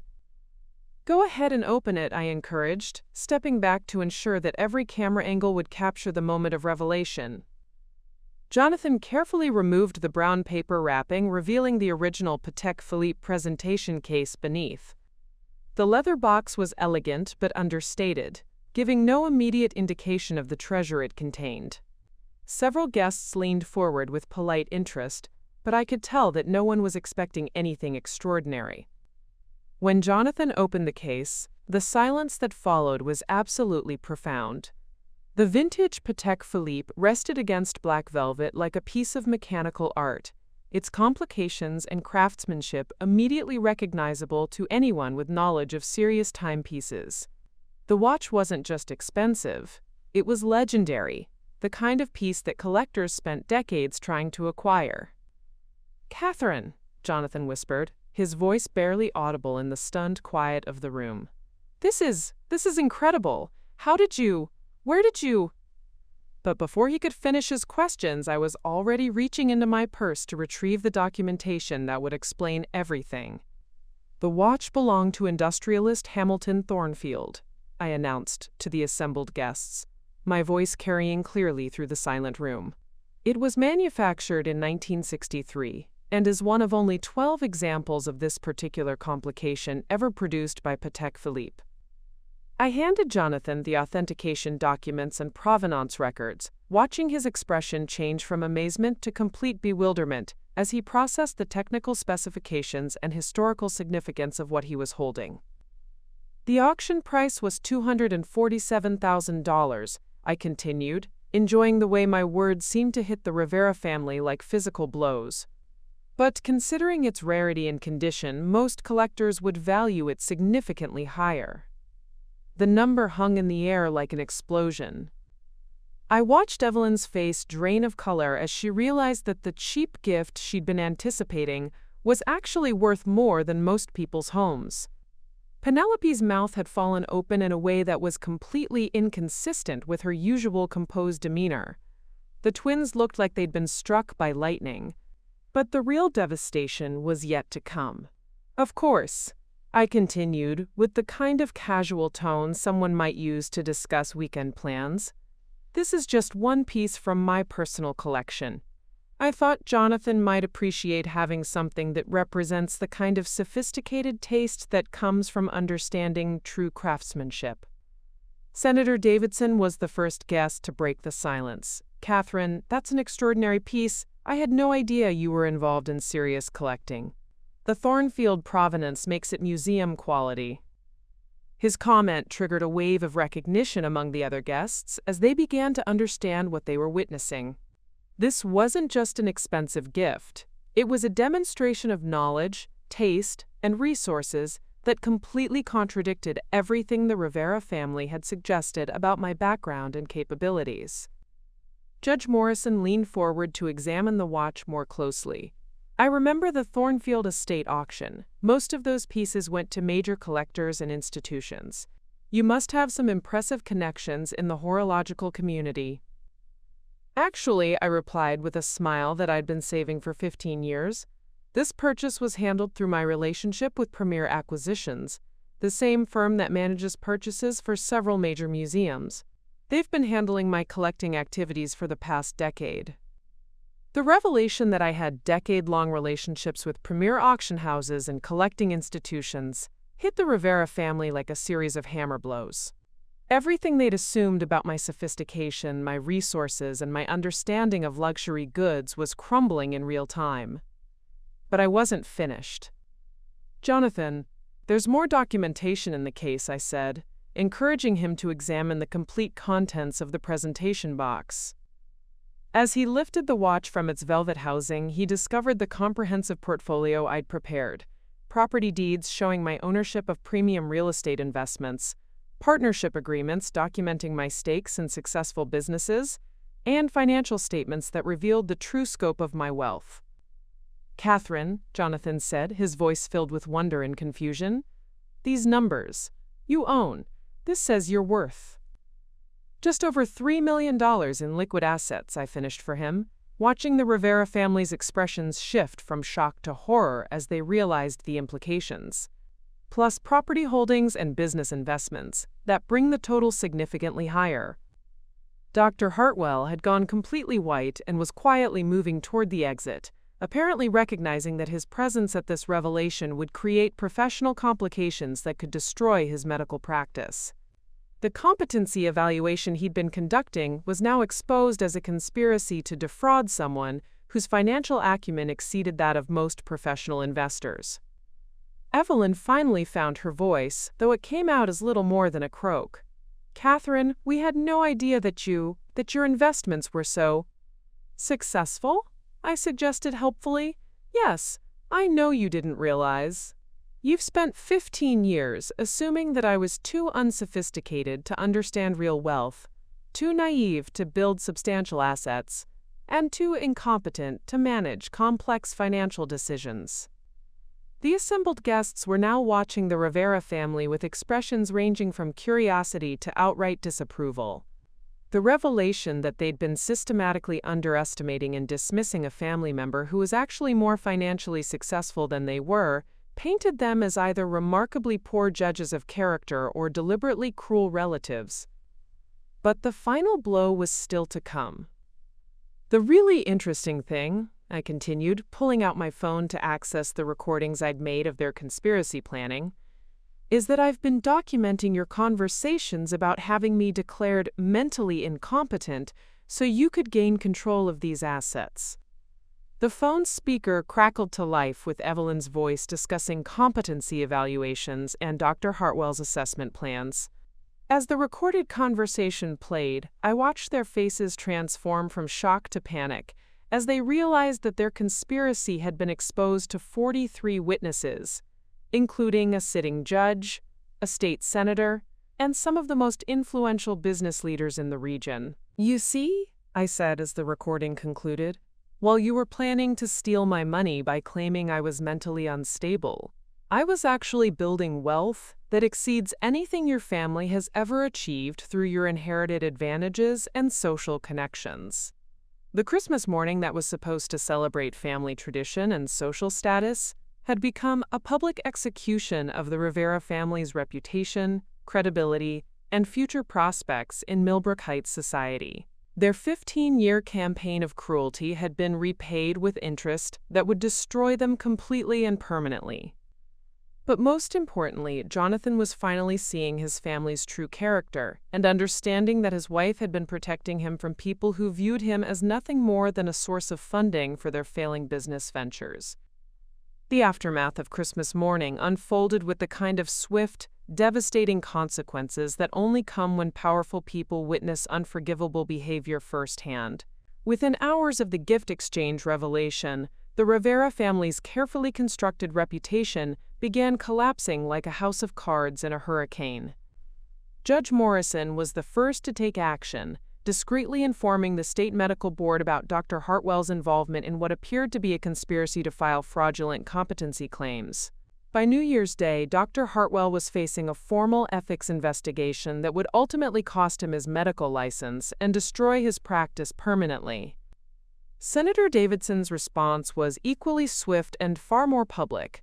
During a press conference the following week about elder abuse prevention, he specifically mentioned the importance of protecting successful elderly individuals from family members who might use medical fraud to steal their assets. While he didn't name the Rivera family directly, everyone in Millbrook Heights understood exactly which recent incident had inspired his legislative priorities.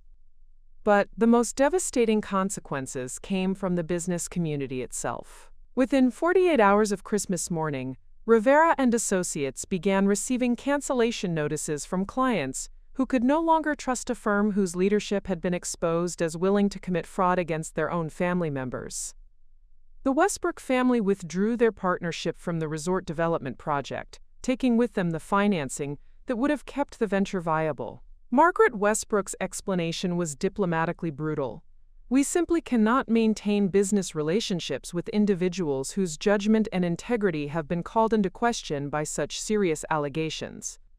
Mason Sterling's firm terminated all professional relationships with Rivera family members, citing potential conflicts of interest and ethical concerns. Other financial institutions followed suit, creating a cascade effect that left the family struggling to maintain basic business operations. The social consequences were equally severe. Evelyn found herself quietly removed from the boards of charitable organizations she'd served for decades. Invitations to exclusive events stopped arriving. The country club membership that had been the cornerstone of her social identity became a source of humiliation, as other members avoided her with polite but unmistakable distance. Penelope's situation was even worse because her husband's gambling problems had made their financial position more precarious than anyone realized. Without the social connections that had helped cover their debts through prestigious investment opportunities, they were forced to sell their home and move to a much smaller property outside Millbrook Heights entirely. The twins faced their own reckoning as trust fund distributions were frozen pending legal investigations into the family's financial practices. Camilla was forced to leave her expensive private college and transfer to a state university, while Cordelia's fashion design aspirations collapsed when her startup funding disappeared along with the family's credibility. But perhaps the most satisfying consequence was watching the Rivera family's carefully maintained facade of wealth and success crumble to reveal the financial desperation that had motivated their conspiracy. The resort development project collapsed entirely, taking with it the last of their liquid capital. Rivera and Associates was forced into bankruptcy within 6 months, unable to survive the loss of clients and financing that followed their public disgrace. The house on Rosewood Drive, the symbol of their social status and family legacy, went up for sale in March. I had Mason Sterling monitor the listing, and when the price dropped to a level that represented genuine distress selling, I made an offer through a shell corporation that I'd established for investment purposes. The irony of purchasing their family estate at a fraction of its original value using money they'd tried to steal was almost too perfect to be real. But it provided the ideal conclusion to their education about the difference between inherited privilege and earned success. Jonathan's reaction to these revelations and consequences was everything I'd hoped for and more.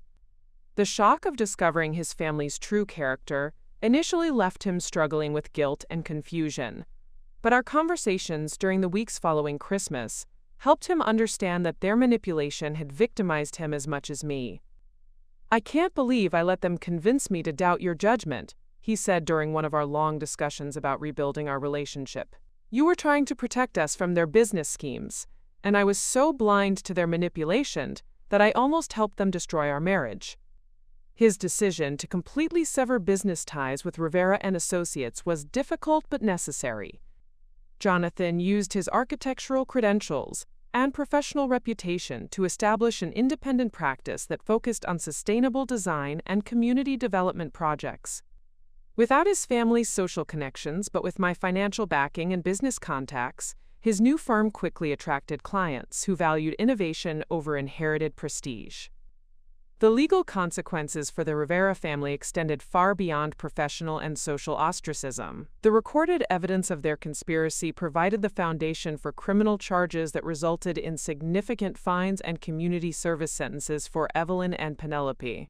While they avoided jail time through plea agreements, the legal proceedings created public records that ensured their disgrace would follow them permanently.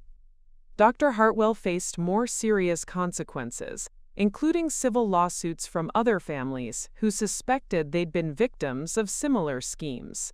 The investigation into his practice revealed a pattern of questionable competency evaluations that had benefited wealthy families involved in inheritance disputes. His medical license was permanently revoked, and he eventually fled Millbrook Heights entirely to avoid the ongoing legal complications. For me, the victory was complete, but not without its emotional costs. 15 years of accumulated hurt and frustration had been vindicated, But watching a family destroy itself through greed and arrogance was sobering rather than celebratory. The Christmas morning revelation had been necessary to protect my marriage and financial security, but it had also exposed just how cruel people could become when money and status were threatened. The most important outcome was the transformation of my relationship with Jonathan. Without his family's toxic influence, we were able to rebuild our marriage on a foundation of honest communication and mutual respect. He finally understood that my financial independence hadn't been a threat to our relationship, but rather a strength that could benefit both our personal and professional futures. Together, we established a charitable foundation focused on elder abuse prevention and financial literacy education. The foundation's work provided a positive outlet for the wealth I'd accumulated, while ensuring that other families wouldn't suffer the kind of manipulation and fraud that had nearly destroyed our marriage. The Rivera family estate became the headquarters for our foundation, transformed from a symbol of inherited privilege into a center for community education and support. The irony wasn't lost on me that their former home was now being used to help protect elderly people from exactly the kind of schemes they'd attempted to perpetrate. 6 months after Christmas morning, I received a letter from Evelyn that showed she still didn't understand what had happened or why their conspiracy had failed so completely. She wrote about misunderstandings and family tensions that could be resolved through proper communication and mutual forgiveness. Her inability to acknowledge the criminal nature of their behavior or accept responsibility for the consequences they'd created confirmed that my decision to expose them publicly had been not just justified but necessary. They would have continued their predatory behavior if they hadn't been stopped by overwhelming evidence and social consequences that made future schemes impossible. The final vindication came when Forbes magazine featured my story in an article about successful women investors who'd overcome family opposition to build substantial wealth. The piece highlighted my investment strategies, business relationships, and philanthropic activities, while noting that my success had come despite being systematically underestimated by people who should have been supportive. Catherine Rivera's story demonstrates that financial competence and business acumen can't be judged by traditional social markers, the article concluded. Her ability to build wealth while maintaining strong community relationships shows that true success comes from understanding value rather than simply inheriting assets. As I look back on that Christmas morning and everything that followed, I'm struck by how completely the situation reversed itself through careful planning and patient execution. The family that had spent 15 years dismissing me as inadequate and unsuitable had been exposed as fraudulent and desperate. The woman they'd tried to have declared mentally incompetent had demonstrated financial acumen that exceeded their own inherited advantages. Most importantly, the quiet patience that they'd mistaken for weakness had actually been my greatest strength. While they'd been focused on their petty social games and inheritance schemes, I'd been building real wealth and genuine relationships that would support me for the rest of my life. The Christmas gift that started as a symbol of their assumptions about my limitations had become the foundation for their complete destruction and my ultimate vindication. Sometimes the most expensive lessons really do come wrapped in the most humble packages, and sometimes the hunter really does become the hunted in ways that no one sees coming. If you've been following this story and found inspiration in seeing someone turn the tables on people who underestimated them, make sure you subscribe to our channel for more stories about ordinary people who achieved extraordinary victories through patience, planning, and the kind of quiet strength that changes everything when the moment is right. The Rivera family learned that Christmas morning that the most dangerous person you can face is someone you've been underestimating who has nothing left to lose and everything to gain from showing you exactly who they really are. Up next, you've got 2 more standout stories right on your screen.